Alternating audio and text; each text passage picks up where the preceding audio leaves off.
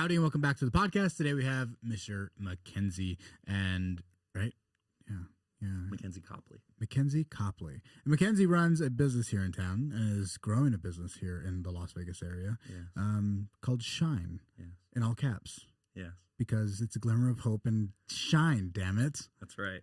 That's absolutely right. Why did you decide to start Shine? And what is Shine? Yeah. I think we figured out how to end HIV.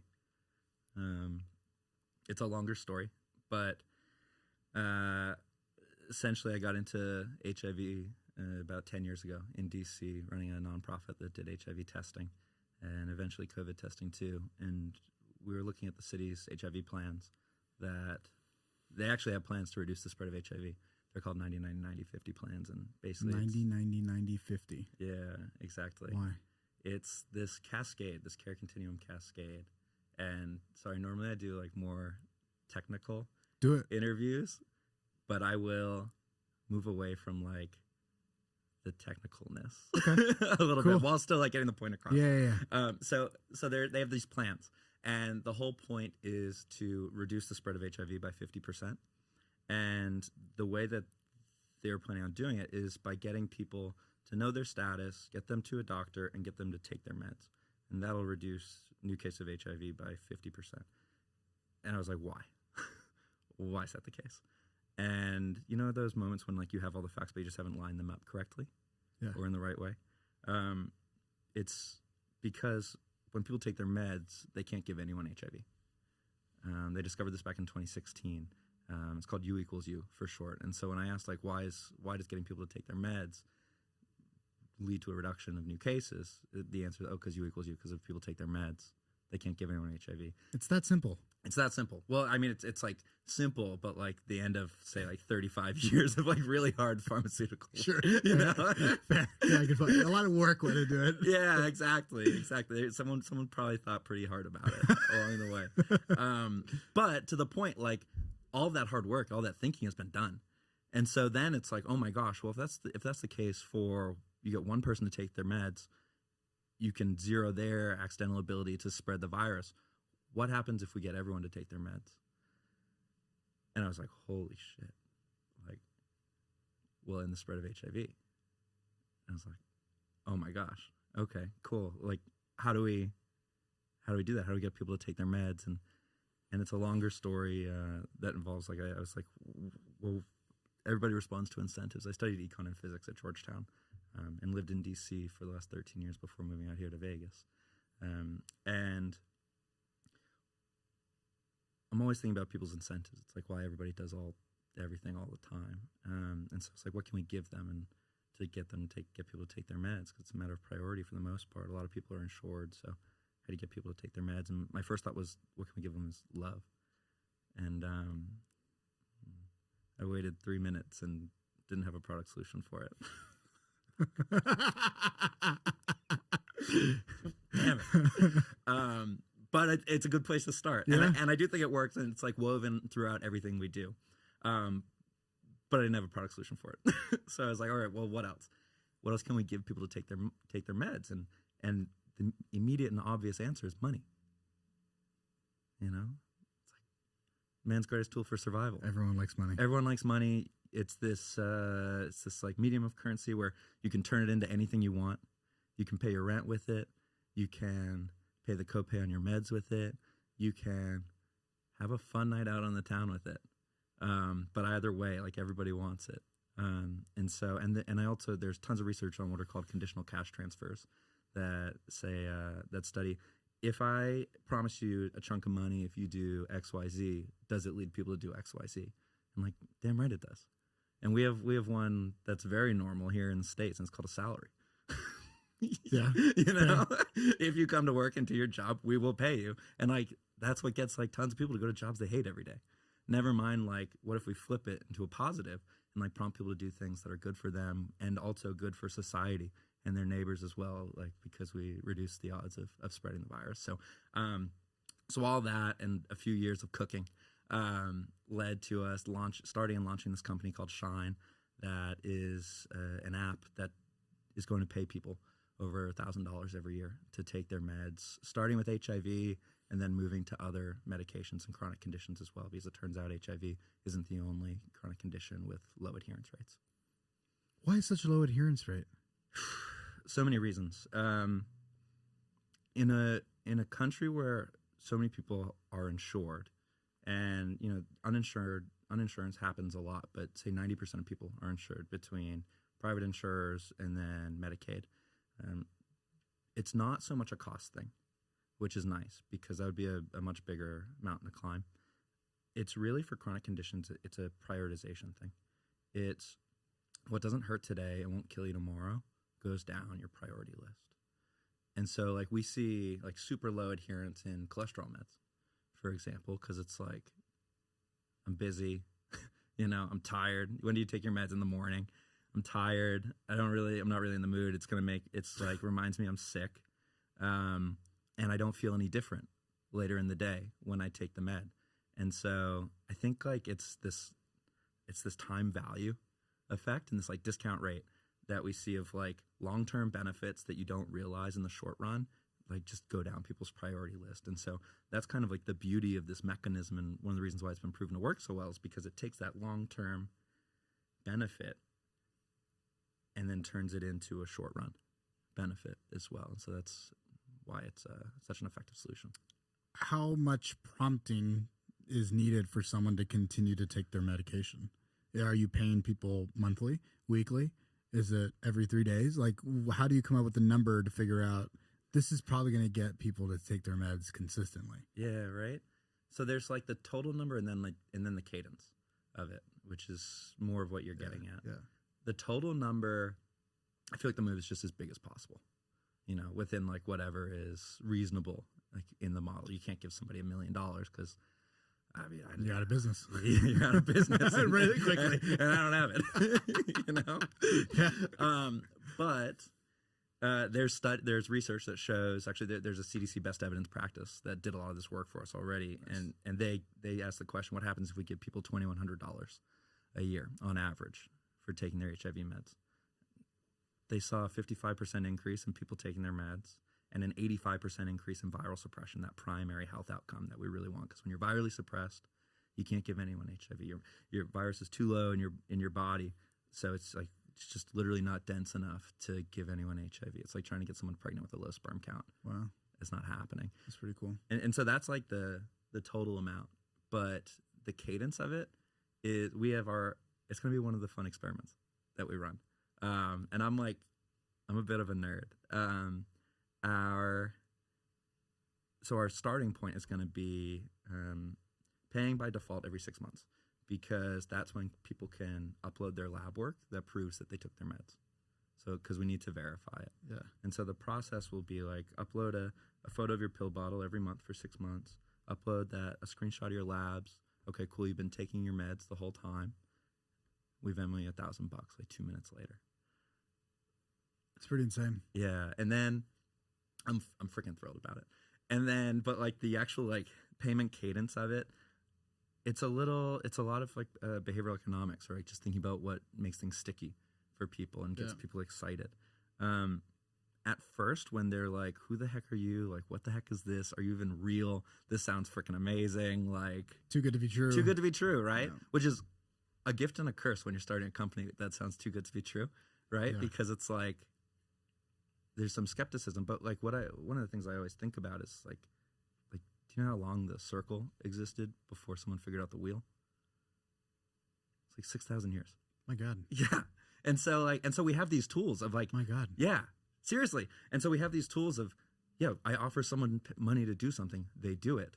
Like that's been staring us right in the face this whole time. And we just haven't like totally connected it at scale with positive health outcomes and positive behaviors.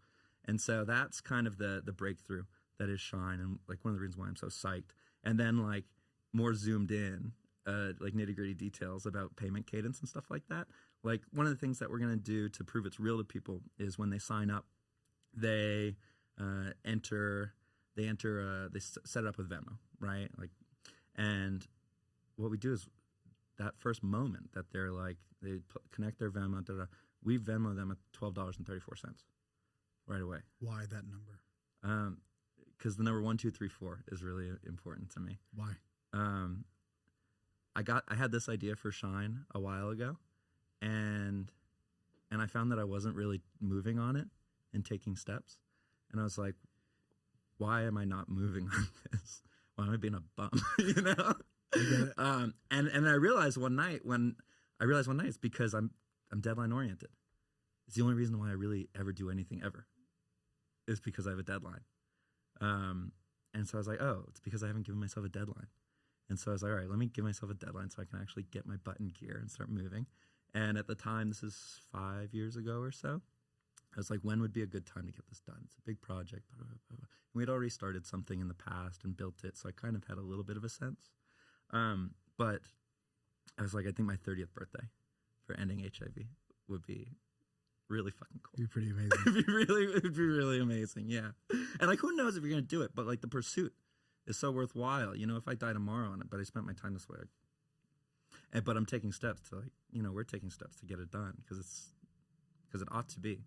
And so, anyways, I like went into Excel and, you know, put my glasses on, went into Excel and just did a day count of that day's date to February 23rd, a few years later, my 30th birthday, hit subtract, enter, and the number that popped out blew my mind. It was 1, 2, 3, 4. How cool. Yeah. How cool. I like that a lot. Yeah, dude, I was in an empty WeWork at like 12:30 at night working on a grant that I was dragging my feet on because I realized I hadn't given myself a deadline. So this is like the connecting point, how I figured it all out, or, you know, light bulb for myself. And it's just dark and empty, and I see 1, 2, 3, 4, and like I was so thrilled, but also had no idea if this is the moment where like God is like shining, like smiling or whatever, like, do it, go do it, or, you know, whatever you believe, whatever, or if it's like, I'm about to get murdered. It's only one of these two options. In this dark, like, we were, it's like, oh. Yeah, and I survived that night, so I take it as a good sign. That's good. But so anyways, I'm super numerical anyway, so that 1, 2, 3, 4 has always been hyper important to me, and so that's why we're like doing that little bit. And it also serves as like this like low cost way of letting us tell people like, hey, we're legit, we're real. Here I was thinking like, okay, there's been research that there's a minimum amount of money to motivate somebody and to create. And so he found this specific number of $12.34 that was going to get buy-in. No. Nah, dude, nah. Yeah, man. Well, it's a special story, but it's a little bit less scientific than that. I mean, a lot of this stuff though, like you kind of get a feel, you know, I'm sure like you do with the stuff that you're like, that you've really focused on, you know, like you can tell if this weight's too much, if this weight's not enough, and you can probably tell like just from the sound of it. Yeah, 100%. Too, and so 1, 2, 3, 4. It's I mean, even if we just gave $1, it would prove that we're linked, you know. But 1, 2, 3, 4 just feels like a warm, loving number, and it's more than $1. So if we can tie all these things together, and I can like put little stamps of like, you know, personality and care into it, even if nobody knows except listeners of this podcast. Yeah. I'm cool with it. So somebody gets $12.34 immediately, and then now they're on an app, I assume, and then they're submitting their information. I kind of going all over the place, but so are you using do you still have the nonprofit? Is the nonprofit still active? So it exists, but we've paused it for the moment. Okay. I wanted to do both at the same time. Yeah. I didn't have enough time or money to do both, and I looked at the potential impact of each, and I was like, let me just like place this down for a bit, maybe a couple of years. All the equipment still exists, all the policies still exist. But we put a chunk of money into it, and it'll be up and running again. Okay. And so kind of the plan is like, let's go focus on, instead of testing, say, 5,000 people a year in DC, let's focus on trying to end the whole epidemic, and then maybe going to other conditions as well. And then, you don't know how things go, but maybe we'll be able to say, you know, this $250,000 that sounded like a mountain for the nonprofit is like, yeah, let's just donate it to them every year and let the kids not worry about fundraising and just let them run an organization. It'd be kind of nice. Grant writing is the worst. I can't imagine, dude. It is the worst. It's so annoying. It's just wild. The nonprofit structure of like begging people for the opportunity to do good in the world. Seems a little bit weird. It's weird. I mean, but it's one of the things, like, you know, capitalism has its pros and cons.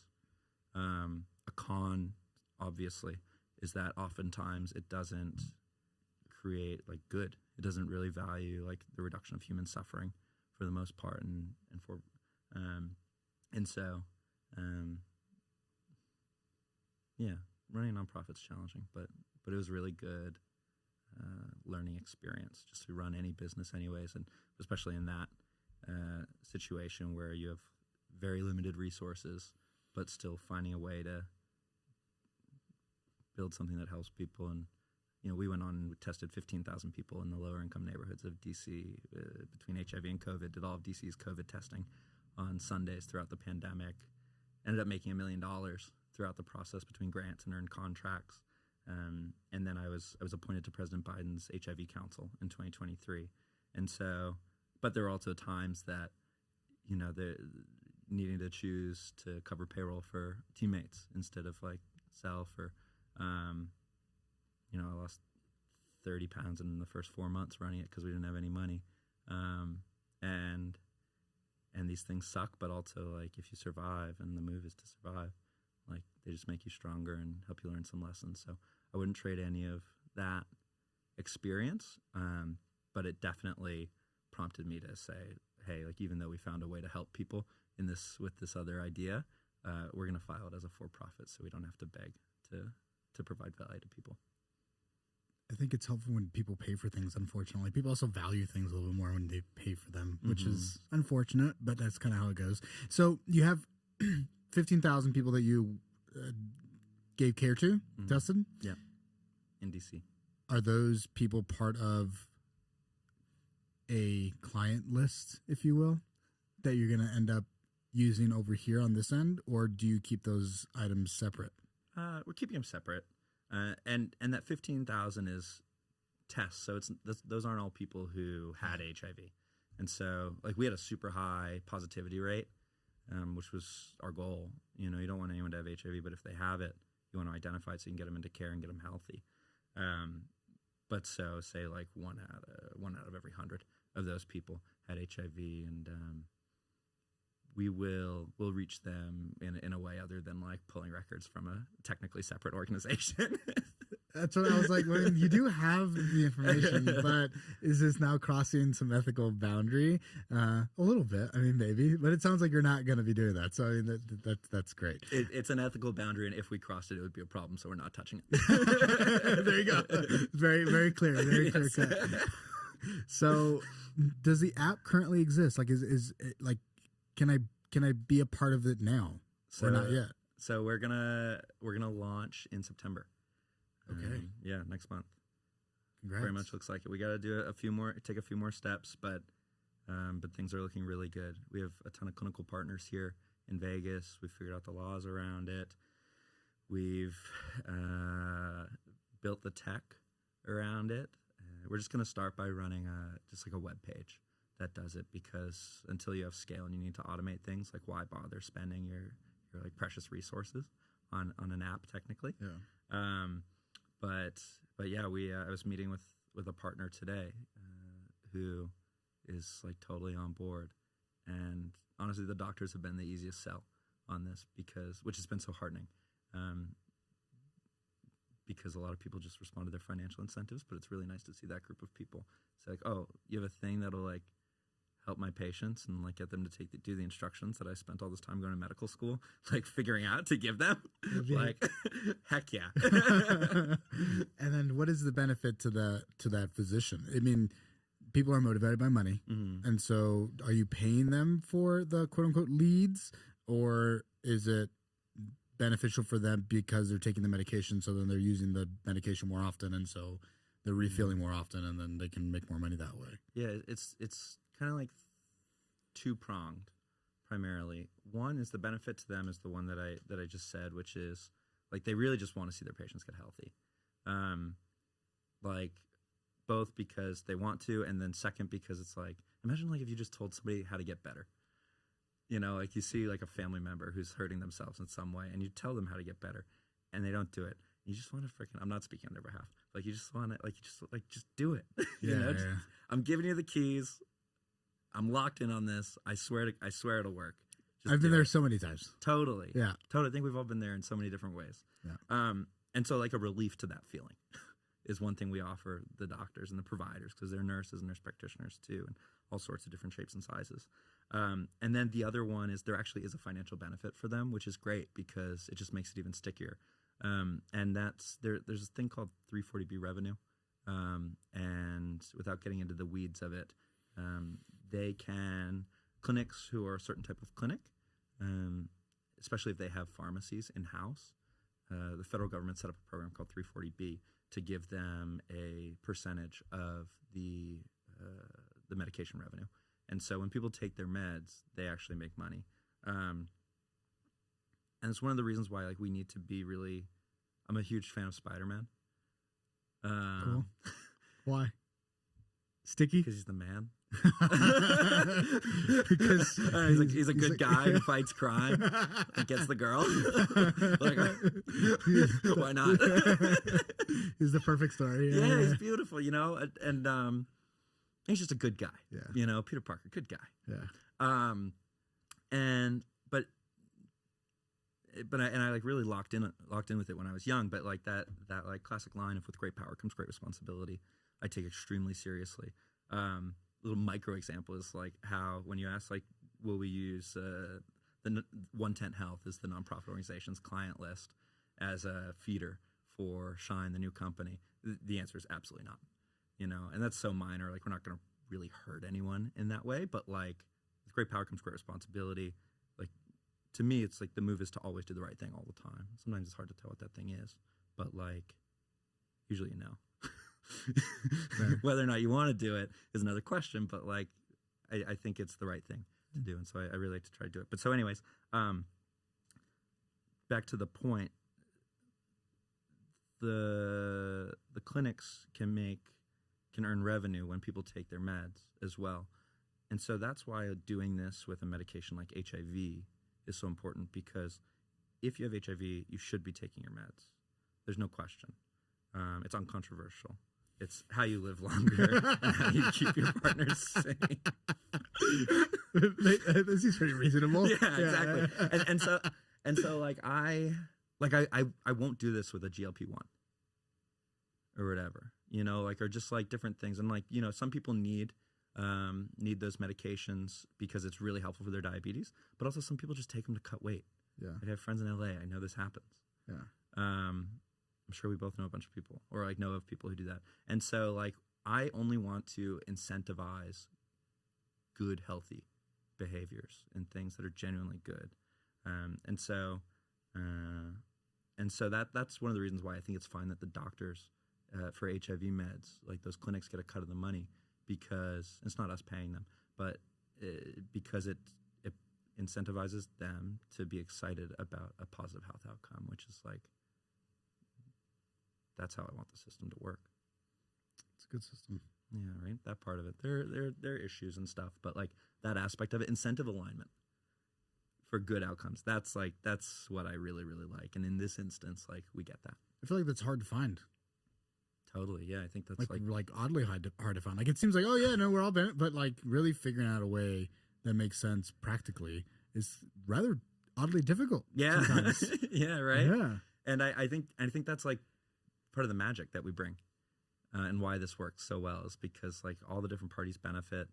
Like we really like figured out how to use capitalism for good, which almost sounds like an oxymoron, but I think we have, and so like that's why I'm like we gotta blow this out. You decided to play in a very complicated game. Yes. I think it helps to not know how complicated the game is when you start playing. It's fair. Healthcare, on face value, is a complicated game. Yeah. But I guess young Mackenzie was like, oh, this will be easy. And then here you are like, well, they have the 90-90-50, and then they have AKS. And this is just the surface stuff. This is just, you know? Yeah, like exactly. Yeah, it's a high level. Totally. I mean, but it's one of those things, like, just like kind of a lot of stuff that as you get deeper and deeper into stuff, like, and you obsess on it more, what would have seemed super complicated before you started the journey, once you're in there, it's like just the most next obvious natural step. Yeah, you know, that's fair. It's fair. like you powerlifted for Team USA. Correct.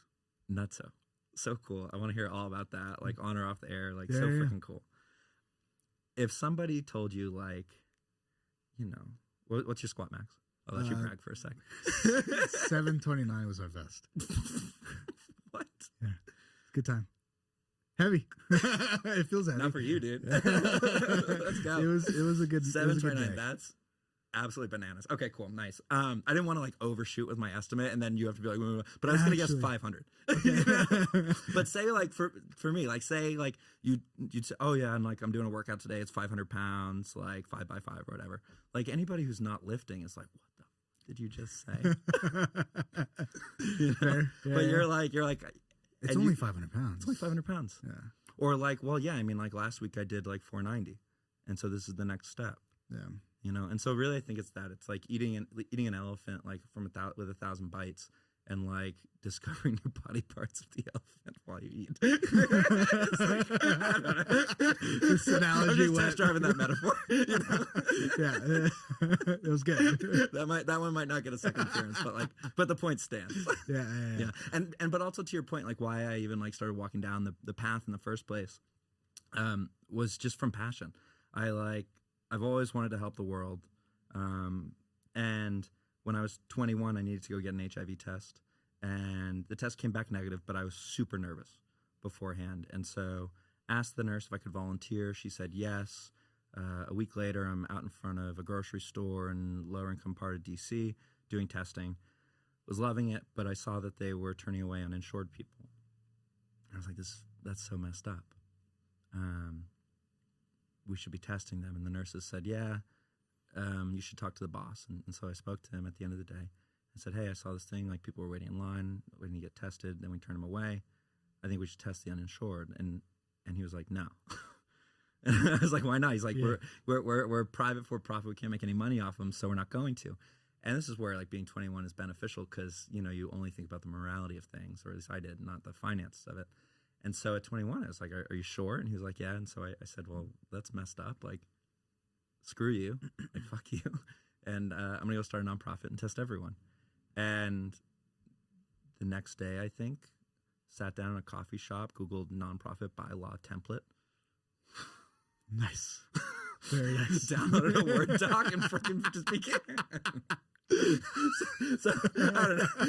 Business owner. That's how it happens. At least it happened for me. You know, it's just like pissed off about a thing, and go do something about it. You know, it's like, to me, it's unacceptable to see a problem, bitch and complain, and not do anything about it because you're not making anything better. Like, what are we doing here? Maybe making it worse a little bit. Maybe making it worse. Yeah, you totally are. I mean, like, yeah, it's, by saying nothing. Like, if you watch a bully, you're allowing that bully to do his thing.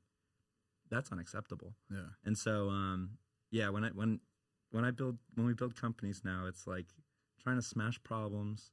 Either like create solutions that like we absolutely love, and we're like, man, like I would love if this existed. Like, I'd love if we paid people to take their meds and we just get people to chill out about money a bit more, you know, like fucking kick back on a Friday and not worry about how rent's due on Monday because you just got Venmo'd $1,000 and like things are chill. And then on the other hand, like I like to go try to smash problems that I hate. You know, HIV. I don't think people should die from having sex. Call me crazy.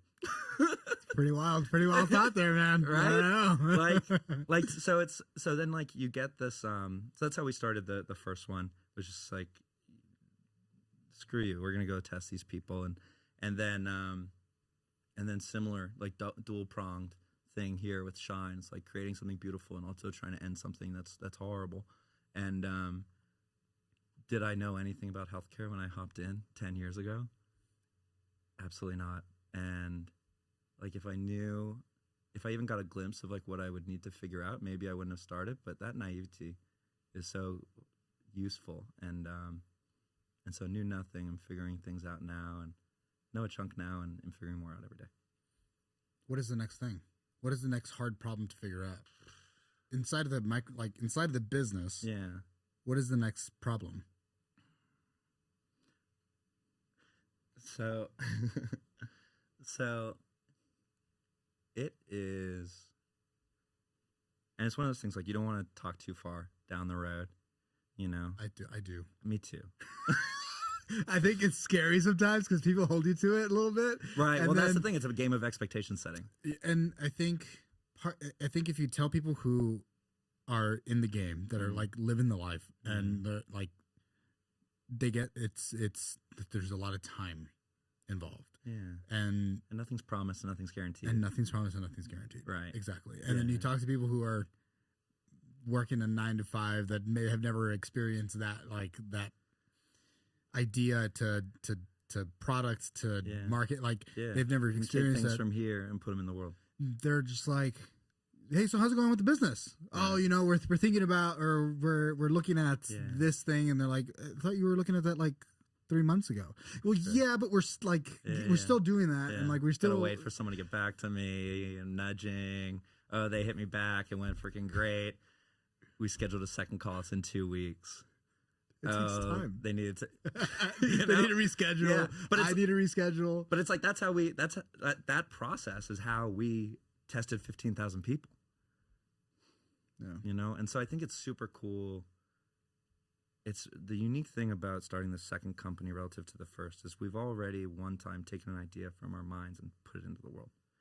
So we know we can do that. And we also, like, we set out initially to do just some tests, you know, like we had no idea. And that was a good enough goal. We were like, that's freaking dope. I get to quit my consulting job and like help people. That sounds like a good life. And we had no idea that we would go on to do all of DC's COVID testing throughout the pandemic, make a chunk of money, not a ton of money, but a chunk of money, that I would go on to be an advisor to the president for HIV. Like, I didn't know that council existed until 2 months before I applied, you know? Friends were like, Mackenzie should be on PACHA. I'm like, what is PACHA, guys? And they're like, it's the President's Advisory Council on HIV and AIDS. And I was like, whoa. All right, let me Google it. You know? That Google, man. But then flash forward, like 2 years later after applying, I'm in the room getting appointed as one of the youngest members. And like, that's wild. Yeah, and so we've also had the beautiful benefit of knowing and observing that sometimes we go way beyond our dreams. And so that makes the second time around building a company allow us, or like give us the audacity, and like I think with genuine, like, can kind of see a path to shoot even higher. And then you go beyond that and you apply, like, well, what if the same thing happens and we go even farther accidentally, like go way beyond our goals. So it's just really fun. And so you can see why people, like, once they build one and it goes okay, build a second and third, because it's like, oh my gosh, I can make my dreams come true. And then you overlap that with doing good. It's like, oh, I can maybe actually really make the world better. I'm going to go do that. And so anyways, like the plans for this company, and our general goals, the goal with initial, like, shine early, and we'll spread out across the country, you know, like we'll be state by state, you know, it'll take some time. But the objective is to end HIV and the spread of HIV. And then we want to go to a bunch of other chronic conditions, about 20 chronic conditions. And if we do that, then I think we'll change U.S. life expectancy by a year or two, which would be bananas, and really wonderful. And just our grandmas can hang out with us more, which would be really cool. You like your grandma? I haven't had a grandma. I was born without grandma, but I love my parents. And I want them to be here as long as possible. And I want your parents to be here as long as possible. I want everyone just get to relax, have fun, be productive if you want to be. And just enjoy the experience, this gift of getting to live on Earth for like the 80 years or whatever that we're granted, if we take our medicine. Something so simple. Yeah. So you've already identified 20 Or is that? Yeah, there are 20 conditions that we have that we're focused on. Yeah, they meet like a and then like we might expand from there beyond that, and then we have plans and dreams for after that too. But I don't know how far down the road we want to go. I was gonna ask, what is Mackenzie doing in 10 years? Like, let's say you get all this funding, it works, you're making sales, you're doing the whole thing. Yeah. The dream revenue is the revenue you're bringing in. Do you sell and then build something else? And then if yes, then what is that potential other thing? So it's a great question. In 10 years, I think my move is, I think somebody else is running Shine full time, and I'm focused within the same company on a different mission with a different product, or however we get it done, on different societal problems. The actual name of the company is not Shine. That's our like publicly facing, doing business as DBA.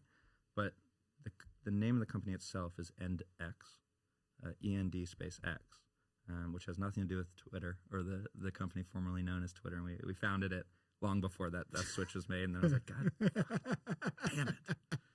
But it's okay. And X is a variable. Basically, we figured out how to end HIV. We're like, holy shit. Let's go beyond that and make a company that, instead of just alleviating problems, making things kind of better, just ends problems. And so we founded this company called EndX, and X is a variable for different societal problems that we want to end. And the first X is HIV, and we figured it out. Now it's just a matter of making it happen. And if we do that 5 years from now, if we have an idea for global warming, homelessness, poverty, but actually if you solve poverty, you end homelessness because people can pay their bills and pay their rent. So you can clump these things. But if we have an idea for one of those, like, and we're the people who ended HIV, who's going to say, nah, no, that's too great. No, I disagree. You know, and beyond that, like, even if they do say that, if this works, you know, we'll probably have the funds and the backing to say, all right, well, who cares what you think? We're going to go do it anyways. Yeah. And so I think 10 years from now, if everything clicks, I'd like somebody else to be leading Shine full time. And then for me to be, say, focused on global warming or whatever, because you can stay alive as long as you want, but if your house burns down, you're not going to stay alive long. So there are like a lot of big problems at play, and trying to get at those core ones is how I'd like to spend my day. Have you always been this guy? Like, and I say that kind of like wildly, but like a big doof. I mean, if that's what you want to call it, sure. No, like you're so charismatic, and like you have this like ability to also like switch into like technical and then goof and then tech, but it's like a clear switch, and it's so interesting. Yeah. Is that like is that always you? Like when you were a kid, like this has always been like how you've interacted with the world? That's the dinner table. Yeah? Yeah, totally. And it's funny, I the way I phrase is like, we're always fucking around, but we're never fucking around. And like that subtle distinction of like we want to have fun, but the goal is to save the world, or help the world, or help some people live longer. And that goal is so worthwhile and worth not fucking up that like, and it's fun too. It's like, that's super fun. It's fun, you know. We got to spend some time. Like what would be better? Like music, maybe. Just spend your whole day making music. That'd be pretty fun. That'd be cool. Not my like most obvious talent, you know. Same. I'd have to maybe like scrape away at the charcoal or the coal a little bit more to find the diamond under there. And so like, I mean, basically my my mom is this like bouncy love bunny, and my dad is this like cutthroat MF who like all he cares about is getting the job done. And they overlap on intensity, because mom was also an all-American runner in college, and my dad's nice and really funny too. And so I think like how you just described me, I think like is my apple not falling very far from their trees, and trying to pick up the good and wonderfulness of each of those ways of being. It's very cool. I appreciate it. I'm going to continue asking you questions about you, if that's cool. Like, I care about the business too, but I want to learn about we can talk about whatever. Who you are. I want to know about how you started the podcast too and everything, because I listened to an episode on a run the other day. Cool. I was listening to such a great title. It's like how UFC nutrition works with Michelle. Yeah, that's a good one. Yeah, dude, I'm like, yeah, sign me up. That was a good fight. It was really good. And I'm already on creatine, so I was psyched about that. I have a supplement. I need fish oil, but like fish oil, you gotta have. I gotta, especially my elbow started bugging me the other day for the first time like ever. That's I was like, good. What is that? Someone says, it's you being 32. I was like, what? No, hopefully not. I mean, 32 is still pretty young. I know, right? You know? Yeah, exactly. So it's a lot of sitting, I feel like. I mean, just not moving very much. I have clients that come in and are like, man, my shoulder's been hurting. And then we started squatting or benching or whatever. And then now all my pain's gone away. Yeah, dude. But if I'm out of the gym for a week, then I start to feel it again. And I was like, yeah, well, you just got to train. Like, you have to use, this thing is designed to be used. And the animal wants to move. And if we're not using it, then it's not so good. Totally. Yeah. So I started it because in personal training, it is a one-on-one conversation for the most part. Right? It's just me, one other individual.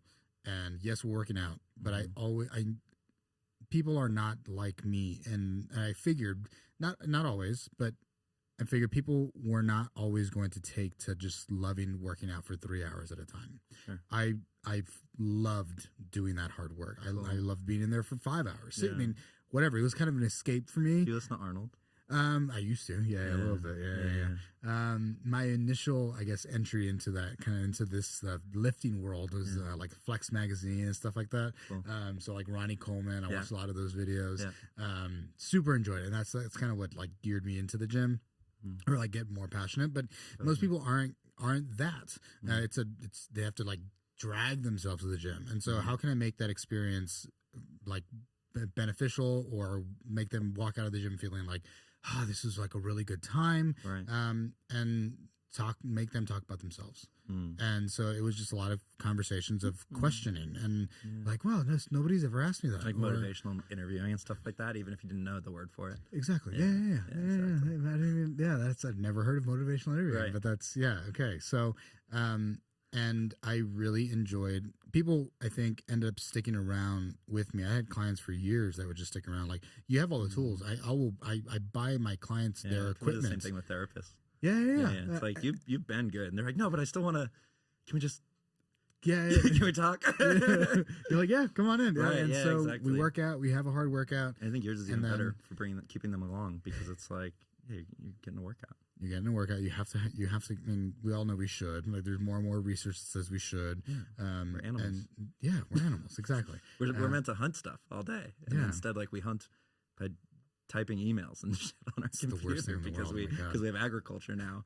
But then nobody gets to talk about themselves. Like in their work, everyone's worried about the problems at work, and so they're dealing with that, or the problems at home, or whatever it may be. And so I think if you make that hour about that one individual, like, it's something, a part of their day that they don't normally ever get, and then you get to ask them questions like, how are things at home? And it's like, I'm a third party away from like the immediate network or like the family unit, and so they're more likely to open up and decompress, and then they can go home and feel better, and it makes a relationship better. And so it's like, well, I think a lot of practice over a long time. I had several people like, man, dude, you're really good at like this talking thing. You should have a podcast. And I was like, I like to listen to them. And so I guess it's pretty much, it's just a conversation, and I've been having conversations for a while now. So what the hell? And at the very least, it'll teach me some good skills on how to have good conversation. Totally. How do I interact with individuals? So if nothing ever dope people, gets to meet super fucking cool people, like gets to meet awesome people, dude. Like, totally. It's the coolest thing in the world where I can just sit down for somebody. Hey, you want to come on a podcast? And almost every single time, people are like, Yeah, dude. Yeah, like especially if they're like running their own thing or they have something like a story that they just want to talk about. Totally. Like almost always you get a yes. And so I got to meet a lot of really cool people, and I was like, I'm going to continue to do it. But it was very technically difficult when I first started, and not what I anticipated whatsoever. Yeah. It was. Now I'm wondering about all the parts of the elephant, dude. It's so much. When I first started, it was like, okay, you got USB mics versus these mics, and then do you use phantom power? Do you not use phantom power? What kind of? I'm always wondering. Yeah, right. I mean, hey, I'm still wondering too sometimes because the fucking people are still saying one or the other, and it's like, what the fuck are you guys talking about? And then like, do you edit over on OBS or do you edit with Audacity? And I'm like, fucking dude, totally. I was like, I'm fucking out, dude. So I did a couple episodes, and I was like, I can't, this is too much, because I was also getting my master's degree in exercise science, and I was also working a full-time job, and then trying to do this, and I also had another company, like a cocktail company, and so it was a lot. And you like own a lifting team? Yeah. Now I own a sports team. Yeah. So it was at the time it was just a lot. Yeah. And so I backed out, and then I was like, man, I really kind of miss it. Like I enjoy my conversations with people, and so it's very fulfilling. So let's go ahead and start back again. And then I just like really like got into getting the best equipment. I got to get everything right. And if I need to find an editor, I'm going to find an editor. So I employed a couple editors, and then I was like, okay, well now I kind of know what they're doing and using. And then AI things started coming out. I was like, well, I can cut costs and start using AI. Totally. Maybe AI can tell us if we should use whatever or Audacity. Right. Yeah. Exactly. Yeah. There you go. Yeah. So then now it does all my editing for me. Right. So I don't have to do any of the I feed it into the thing. I put me, and then it just like automatically submits it, and then I can make adjustments as I need to. And so it cut like a 4-hour editing time to like 15 minutes. Right. Wow. Crazy. And just reduced your not fun time. That was the worst part. Yeah, exactly. That was the worst part. Yeah, because you can crank 4 hours on something like you're passionate about and that's exciting, like your workouts. Yeah. But 4 hours are just like editing, and then if all of a sudden they go boom, it's pretty much done. 15 minutes, right? Fuck yeah, all day. Life's so much better. Yeah. So now we have a full team here. I don't do any of the posting. I don't do any of it. Like I come in, I record, I sit, we have a good time, and then I go home. Damn. It's a wonderful. Oh, dude, you're living it. It's cool, dude. So I get to talk with people for an hour and a half, 2 hours. Get friends on, just like I have reoccurring guests, and it's like come on, let's just hang out. Like we're hanging out. We're hanging out for an hour. We can talk about your business, and then we can get some people to learn about it. We can teach some people some stuff. Maybe we can drive some traffic. But at the end of the day, it's you and I sitting down having a good conversation. And that makes me feel good inside. Cool. Yeah. Do you think you'll be doing it in 10 years? I kind of hope so. Cool. Yeah. I took 2 months off because I had a lot. Oh, that's nothing. I thought when you said it, I figured like 2 years or something. No. So so I took 2 months off just recently. The first time I took time off, it was several months. Cool. I took a couple months off. This is my second episode in probably like 2 months. And when you do that, sorry to go for it. I didn't mean to interrupt you. No, go for it. When you do that, are you stressed about like, all right, look, like I need a break. I want a break. But also this thing's been growing, and if I take a break now, like we're going to lose momentum, and people might switch to other podcasts or just whatever like that. Like I feel like for me that would be a big consideration depending on how serious I was about it. But also like it's challenging because you need to take care of you as well. The podcast never stopped. Cool. So every single week I would still release. But because I had so many banked, and I had like 3-4 months banked. Ben Banks. That sounds terrible. Sounds like a secret agent. Or that, You might run into some Cody Banks issues. My thing immediately went to like Spank Bank for whatever reason. I was like, that's not good. Yeah, that one will get in trouble. Yeah, we don't like that one. Literally Ben's Bank to the side. Maybe. So we never stopped, and it was really nice. But I had my first one this morning, and I was like, this was nice. This was fun. I miss it. I miss it a lot. And so I think as we continue to grow, like I have no reason to stop. Like, oh no, I have to sit down and talk with somebody for an hour, 2 hours, 3 hours, whatever it is. I have to sit down and talk with someone for a couple hours. Like an intentional time away from my phone. And I know I was texting a little while ago. One of my employees is having a like not a crisis mode, but he's having some stuff, and so we're just. So I apologize for having my phone, but no worries. Feel free to like do whatever you need to do. I appreciate it. I think you should be good. So, should we call him in? Hey. No, he's dealing with fire. He didn't like that, I'm sure. So I need you to drive right now. He's like, I would have showered today, you motherfucker. It would have been good. So you can bank them up in the background. So you actually didn't need to like stop the podcast while you got some time for yourself. Correct. Cool. Yeah. Which is the like ideal. So I'll do 2 today. It'll cover 2 weeks. This one gets released next week, and then I'll probably do another like 3 or 4 next week, and then 3 or 4 the following week, and then I'll have another couple months, unless I change my publishing frequency. Then I have to then I have to record more frequently. Right. So right now we do 1 a week, and then we could increase to twice a week. Right. But then I would can I realistically keep twice a week for extended periods of time? Right. Because if not, then I get demolished by the algorithm. So either you stay 1 a week, but you don't go 2 then 1, right? You can't swap. Yeah. Interesting. Yeah, it's been fun. Yeah, 2 is so much more than 1. It's significantly more than 1. Yeah, if 1 feels tiring, I might want some breaks from that. 2 sounds big. Yeah, so it can be a lot. I mean, I used to record like back when I first started. I mean, I was recording like 4 a day. And that 4 a day, which is not even that much. Like, yes, it's a lot for average. How does one have that many friends? Dude, I get up? You're messaging people, just anybody and everybody. You're going to every networking event. Like, hey, you want to come on a podcast? Hey, you want to come on? Like, that was a really nice interaction at the deli counter. I wonder if she wants to do the dude, podcast. Not even joking. That is fucking real. 100%. That was a really cool person. They want to, 100%. Happen all the time. Especially when you're first starting. Anything interesting? Yeah, especially when you first start. Like, you need numbers, dude. You need numbers. Volume. Yeah. So it was fucking anybody. And it's also just getting the reps in. And by the time you make it, apparently like only 1% of all podcasts make it to like episode 20 or something like that, and we're on 150 or something like that. And so we're doing pretty all right, Nice. So I don't know. I enjoy it, so I probably would continue to do it. Cool. Yeah. So you're always welcome to come on. Thank you. Yeah, as long as you live here in town. Even if you don't, I guess. I'll fly in. Do you plan on moving? Planning on being here for at least 2 years. It's a short timeline. So we're gonna like launch the pilot here. Yeah. And but the plan is to go national. And so I want to be here while we're like locked in, like focused on the very beginning, early stages. But then like beyond that, I have considerations like my parents are in the Northeast.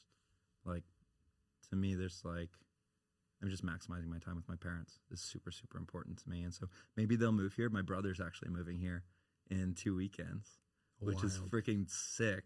And so who knows? Maybe we all just make this our home base, like for long term.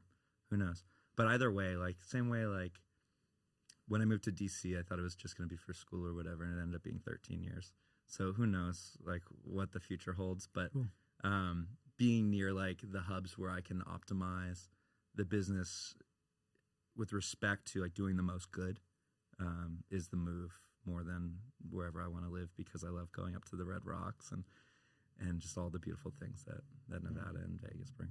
I feel like this is a good spot to have business, especially since so many people come in that you have like a lot of exposure nationally, being in such a small place still. Like you do have a lot of reach here. And part of me is selfishly, whenever I meet people, good people, I'm like, yeah, you should stay. Totally. Because then the network, like the town becomes a little bit smaller. Totally. And like you get to really like know people. I think there's a lot of value in community, and I really care to have just a good community. And so selfishly I'm like, hey, you should just set up shop here. What are we talking about? I mean, just fire your parents. They'll love it. They're away from the what's it called? Water. The water. It's not so humid. They would hate. It's dry. It's just the dry heat. Yes. Yeah, dude, I dig the dry heat, and I shouldn't have put a number on it, because it's more like a few years, like at least. And I hear you. One of the like oddest things about living in DC, it's a transient place, as well. The locals here are here, but and we have like transient tourists out and about. Like you go out, you meet someone cool, they're 80% likelihood they're gone after the weekend. In DC, the local-ish people, like the whole city turns over every few years. And so that was I loved my time in DC, but that was one of the harder parts about it, because like basically like make a best friend. And like I had several best friends move away, because it was just like, yeah, I'm going back to where I'm from, or I was here for school or whatever. And so I totally hear you about building the community and like having it be like solid and durable as well, because it makes everything better. I think you really like it, like massively. Like I spent 10, 12, 13, 10-ish plus years in maybe, I don't know, what the fuck, in College Station. And that's where I went to Texas A&M for my undergrad. Right. And I built such a nice community of people there. When I left and I came here, I was a little bit saddened, and I struggled a lot when I first moved here. It was like, totally. I don't have any, like, where are my friends? Where are my people? Like, I can't just like call someone and be like, yo, I'm going to be going to, you know, the Republic, which is the steakhouse that I always went to. Do you want to come? Right? Like, it's just, it doesn't exist here. And so like, it took some time to finally like get some really solid friends. And I value that very much. Totally. It's one of the things that like, I knew would be important, and like having been in DC and having best friends like leave and things like that over time, I'm acutely aware that when I have friends around, like really good friends around, I'm so much happier. And so it was funny when I moved here, because I moved here at the beginning of June, so just 10 weeks ago or so. Like when people would ask how things are going, I'd say like, oh, like, you know, it's like productive, like friends from home. I'd say, oh, it's like productive, like I'm getting what I came here to do done. But then also, and it's beautiful. I've been out in the rocks. Like I think I've been almost every weekend now. Like, damn. Yeah, and I went my first weekend, because like you can't see rock, not touch rock. Fair. Clip it. That's good. You know? That's like, very good. And so, but there's beautiful nature. And then, but I was like, I need to like really focus on developing whatever relationships I have, friendships I have from the jump. So I came out here with 3 friends.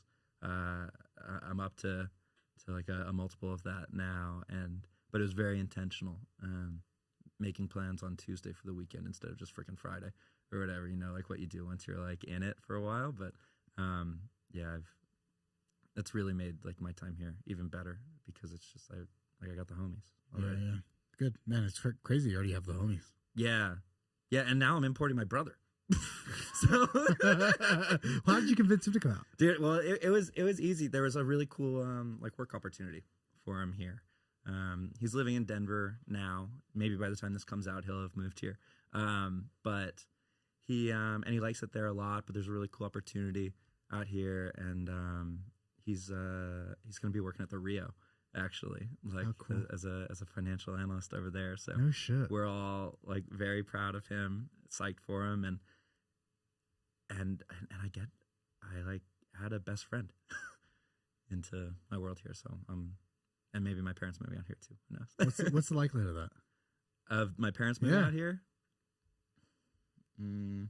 TBD. They're like, Dad wants to live in Florida.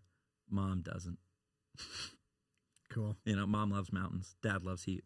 Well, hey. Right? Hey. Right?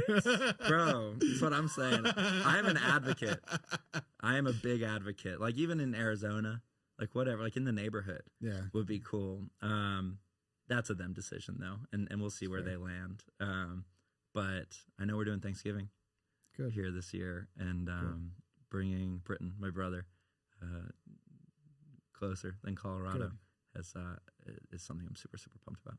I'm going to change directions a little bit. Cool. What is the most challenging part about being a business owner? We're like one of the top podcasts in the world for business, and so I feel like it's probably good that we teach people or show people like, what is it really like? Dude? Right? Is it really all glamour? Are you gonna you start a business and make billions of dollars? Isn't that the way it works? I mean, right? Yeah, dude. That's day 1 and day 2. You just summarize. I just summarized it all. There you go, everybody. You're welcome. Oh my gosh, that is a topic change. But I'm here for it. Cool. Dude, there's so many hard parts, but there are also so many benefits. And I feel like for every like hard part you have, it's two sides of a sword. There's two sides of a sword of everything. And so if you need to decide to not pay yourself for a while, like that sucks and it hurts. What sucks more is missing teammates' payroll. And so you take the trade, right? But like a nice thing is then like when you get some money, you're so aware of how good you got it. Infinitely aware. Yeah. You know, and like I feel like I need to do more jujitsu. But one thing that I hear from a lot of like the greats who I listen to is something that happens in jujitsu and the greats, and like something that occurs with experience is knowing when you're in a position that is dangerous versus not dangerous, even if it's uncomfortable. And I think I haven't experienced it a ton in jujitsu itself, but like I think it's almost 1-to-1 applicable with running a business and having a sense of like, okay, this is uncomfortable, but I know I'm okay here. I can chill here. I know the situation will change after a week or two, a couple days, whatever, a year, whatever. You know, because you chase. This is the benefit of setting a goal that you really want to accomplish, because it also makes like you can deal with more pain. And so, anyways, the hardest parts are probably like the financial challenges early on, but that gives you thick skin and allows you to say like, look, I got through with no money. Like now I have a few coins. Oh, I'm dangerous. You know, never mind like if and when you hit it big or whatever. And then like you can start like doing, you have more options on the menu of moves you can make than before. And so I think that's probably the hardest part. It's just like that physical pain, the stress of like just financial stress that you bring on. The financial stress, I feel like, has to be the bane of my existence at times. Totally. Yeah. But also it's weird. Sometimes you get that like point about the jiu-jitsu and like knowing like what's dangerous and what's not. Like you also like kind of get used to your skin being warm. Sometimes if you go like months on end of like, okay, I got like, we have X number of dollars in the bank. I know my personal burn rate. I know the company's burn rate. I know I have until 3 months from now, 2 weeks from now, 6 months from now, whatever, you know. But like, and then like, you know how fast you need to move, and like, thankfully, I mean, everything should be done like in accordance with getting the mission done. And so by the time you get to that spot, usually where it's like things are gonna get bad in a month if nothing happens, it's like, thank goodness I've been working this whole time. So I've been planting seeds and like getting things, and that person like is actually gonna get back to my email now, and like. And then boom, like all these problems, they're gone, and I can go focus on other stuff. So it's like, I think that's like the biggest thing to get used to, and probably the thing that is scariest. But once you get used to it, it's just kind of the nature of the beast. And then I think at some point you move past it and things are just good, but like financially covered. But then you probably just take bigger risks and put yourself in dangerous situations. You're like, I've made it out of tougher shit before. So it never really changes. Yeah, no, I'd be surprised, because I think that's like the nature of ambition. It's like trying to do the absolute most I can do with what I have, and like the most you can do. It's very hard to set a record without putting yourself in great risk. Yeah, you know, like the fastest miler, like the world record, like they're almost dead at the end. And I think the same thing with like if you're trying to end a plague, if you're trying to make a podcast empire, whatever, you know, I know you have your hands in all sorts of different buckets. Like, I think part of that is you're going to inevitably need to put yourself in danger. And so far I've always felt like that's okay. How do you tell the difference? This is a hard question that I know that I'm going to commit to, but I'm going to say it and we'll see where it goes. At the current state, how do you know what is danger and what is not? Like, how do you make that discernment? It's a good question. I think it's one of those things that I think you must learn it through experience. Because you could tell me, like, you know, it's like how hard you're getting choked. You couldn't explain to me that or whatever. And do you have jujitsu experience? Yeah, look at you, obviously. I judo in a great way. I love it, dude. I want to dive in. I have some questions about like, well, but I want to get big. I want to lift more weights. Like, if I want to do jujitsu too, like, it's going to take away from the workouts, and like, can I do both stuff like that? Yes, like, you can. Right? Yeah. Even just one day a week, I think would be. You'd be fine. And then it gets your brain thinking about now you're doing YouTubes instead of like on whatever else you're doing. Like, you're just learning stuff.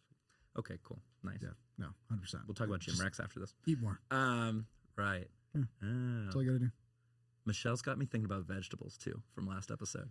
Dude, I'm sadly still not eating enough vegetables. Dude, I'm definitely not. I eat some, but when I do, I like tell people. gotta take a picture of this one.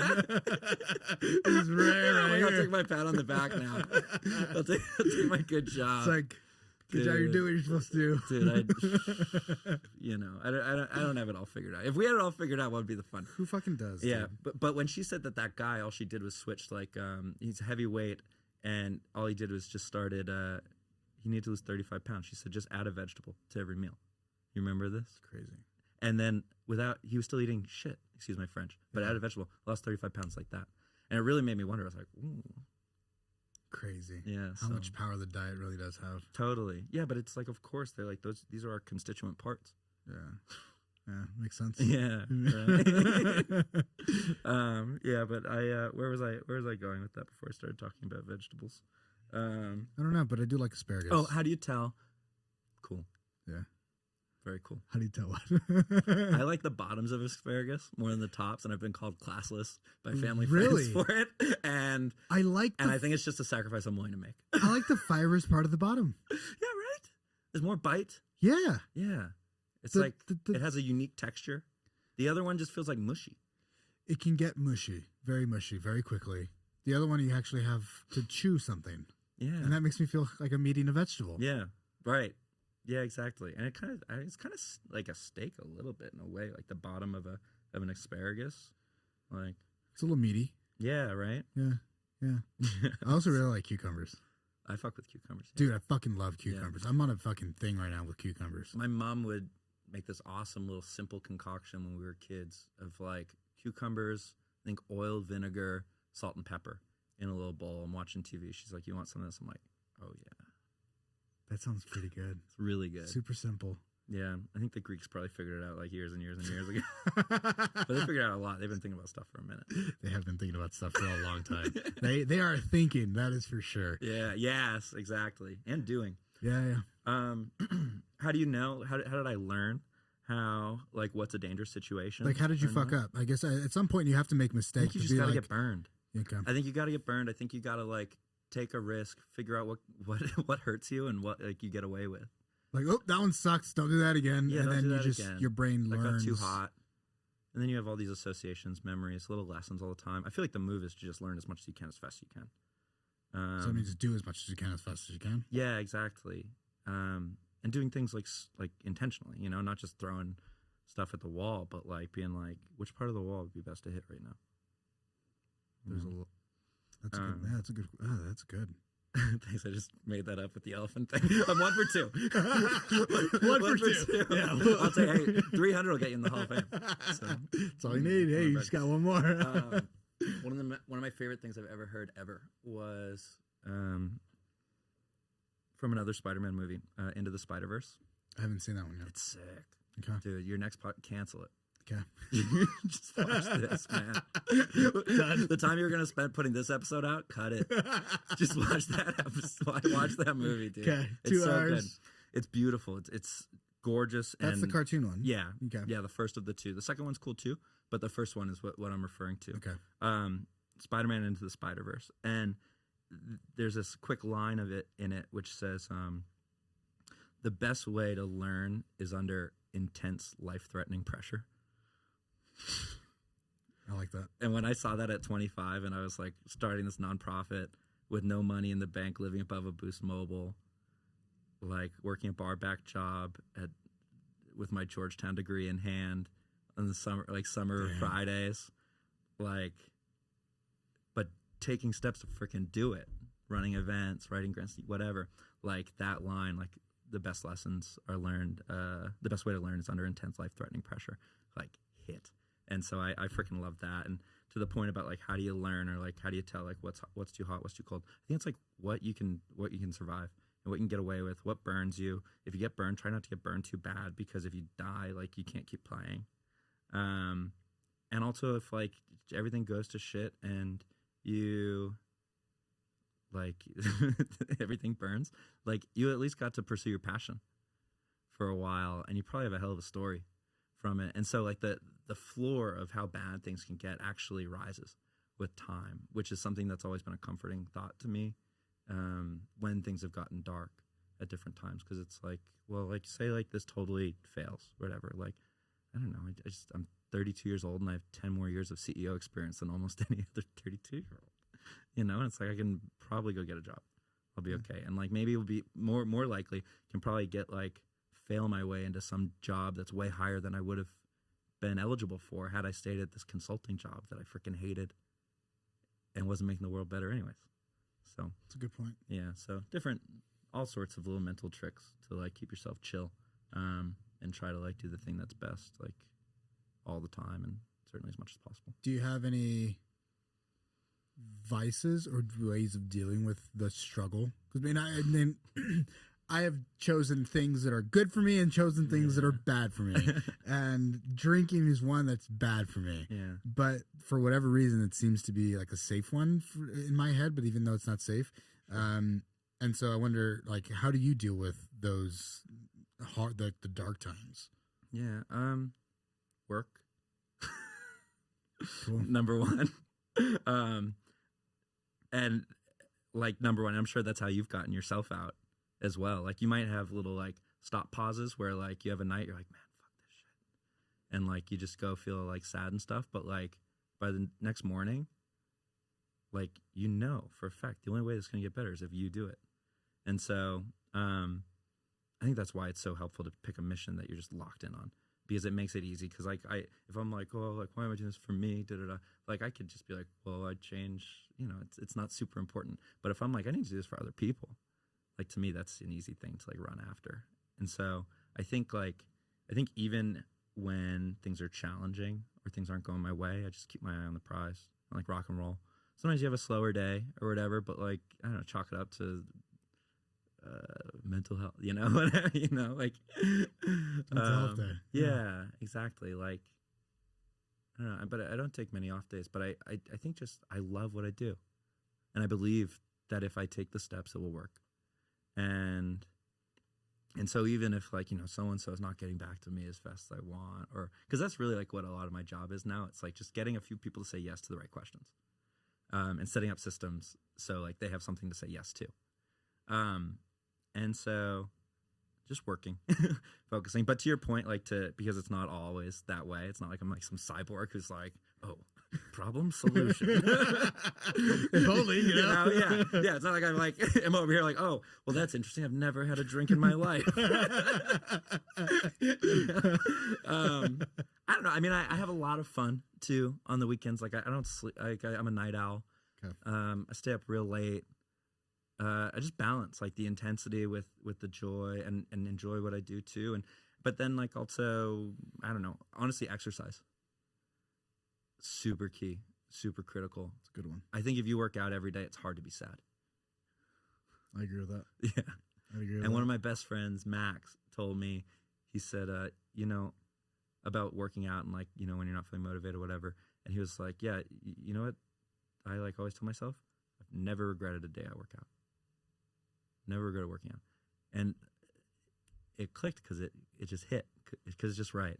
And so even if I'm in a funk, I'm like, meh, you know, it's like, just get your ass to the gym, go run a few miles. And I'm 4,000 for 4,000 so far on feeling better. It's pretty good odds. So, yeah. Pretty good odds. Pretty good odds.